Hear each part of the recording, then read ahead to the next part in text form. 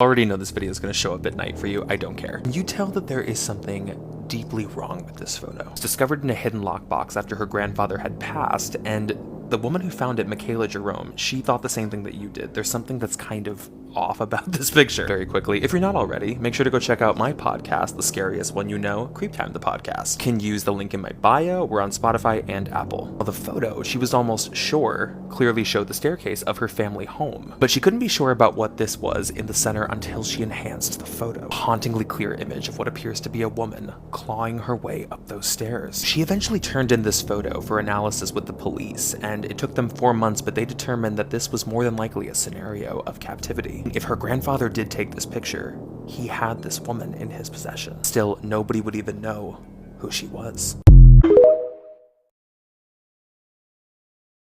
If you have this name, I'm sorry, but it's not looking good for you. If you know anyone with these first names, then make sure you share this video with them. Trust me. According to research which has been done by scientists and surveys which have been conducted, there are certain first names which attract different things. First name on this list being one which attracts the most paranormal activity. Now, knowing the names on these lists means you can be a bit more careful when you first meet someone. This is a girl's name, and it's the name Emily. According to studies, this is a name which has the most recorded possessions, along with the positives of most likely being telepathic. If you think about it, there are so many films which involve the name Emily about paranormal activities or exorcism. Next up, and I really hope you don't know anyone with this name. This name is the most linked name to serial killers in the US and across Europe. This name is Harold. Finally, the complete opposite of the last one, in studies that have been done in the last 10 years, the most commonly appearing name of person to go missing or disappear is the name Jeremy.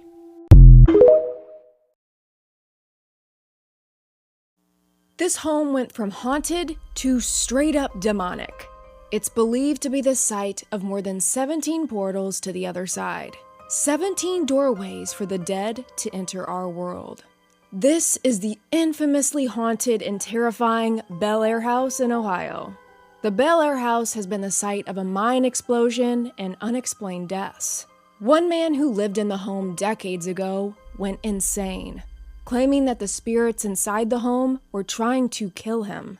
He was later committed to an asylum, but continued to talk about the dark entities inside the Bel Air house for the rest of his days. Over the years, the house has seen a quick turnover of owners and renters. It seems no one can last inside for more than a couple months.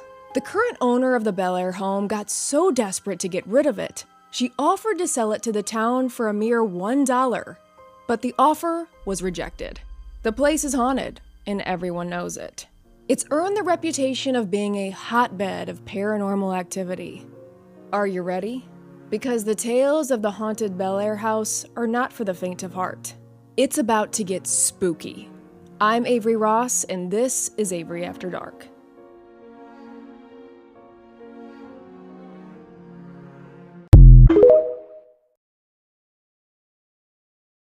I'm gonna give you 3 seconds to try to guess what's happening in this video. That was Albert saying hello.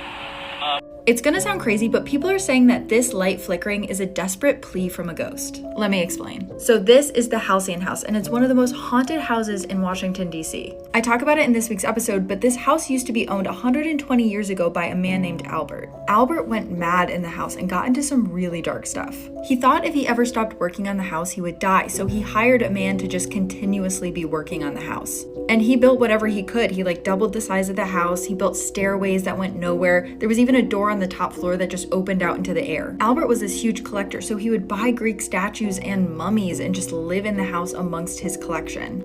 Eventually, Albert does die, and when he does, he has some really strange final requests. He wants to be buried on the property, he wants a wooden stake driven through his heart, and he wants a promise that electricity will never be installed. But none of his requests were ever fulfilled, and now people say that this light flickers because it's Albert trying to turn off the electricity. Check out this week's episode for more spooky stories.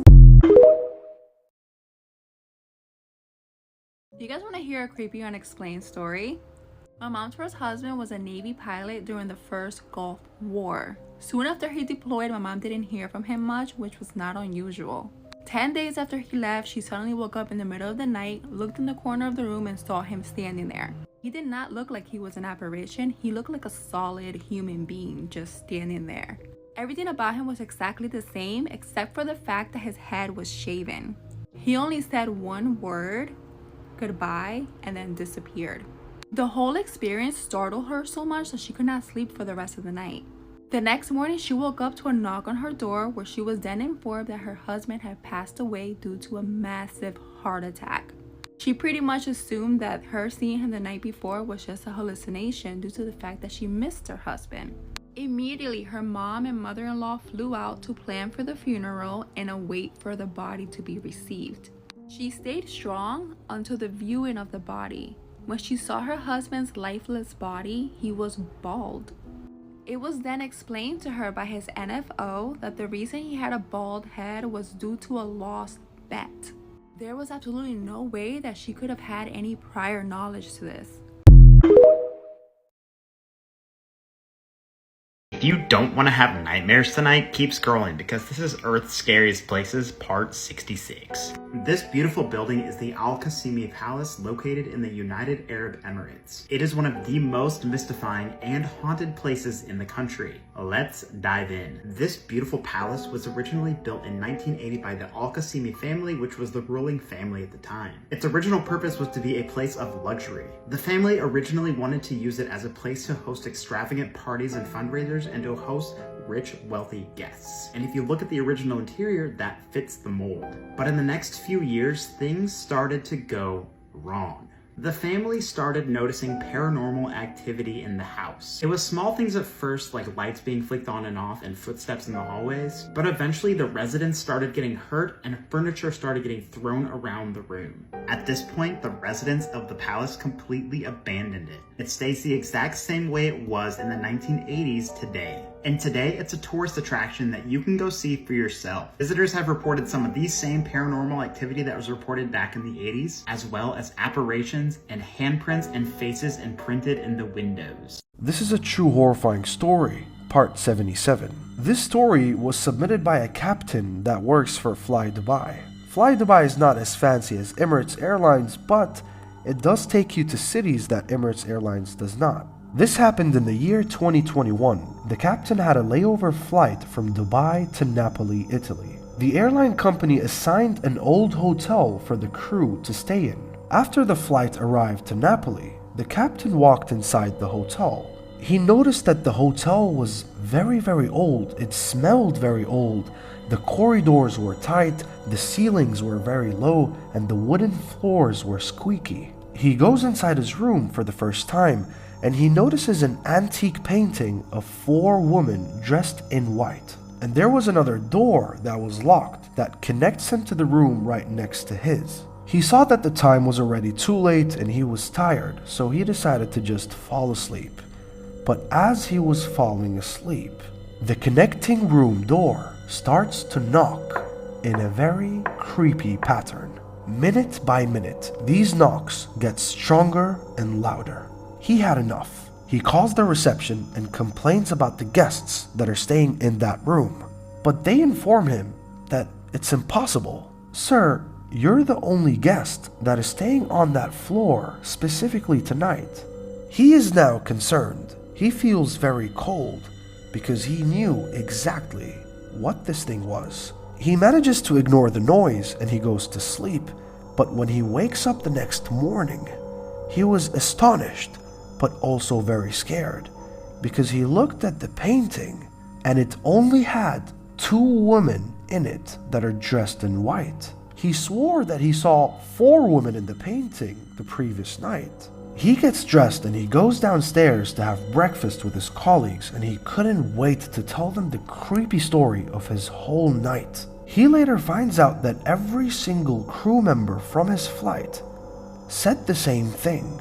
All of them have experienced paranormal activity in this hotel. None of the crew members felt safe to go back upstairs to their rooms, but he had to go. He went upstairs to write an official email complaint to the airline company. As he was going through his bag, knock, knock, knock. He turns his head towards the knocking noise. It came from behind the painting. He gasped and he couldn't breathe because he only saw 1 woman dressed in white.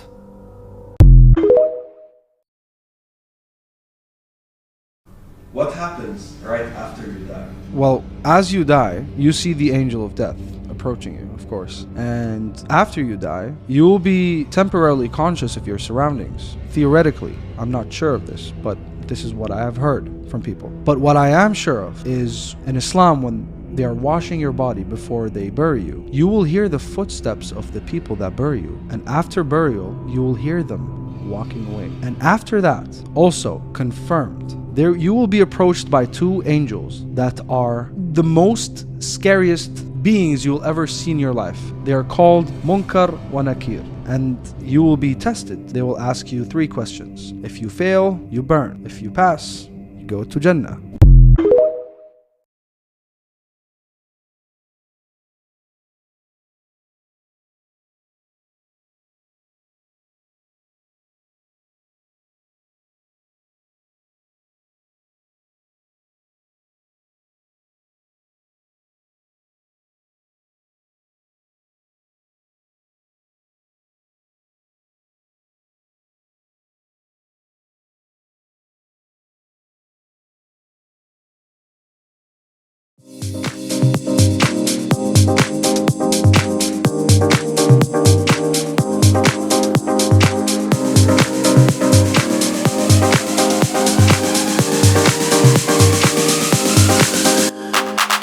Whatever you do, don't fall for me. Don't put your trust in me. Don't even lie for me. I want you, honey. I don't get emotional if I don't pick up your call. Don't come for me.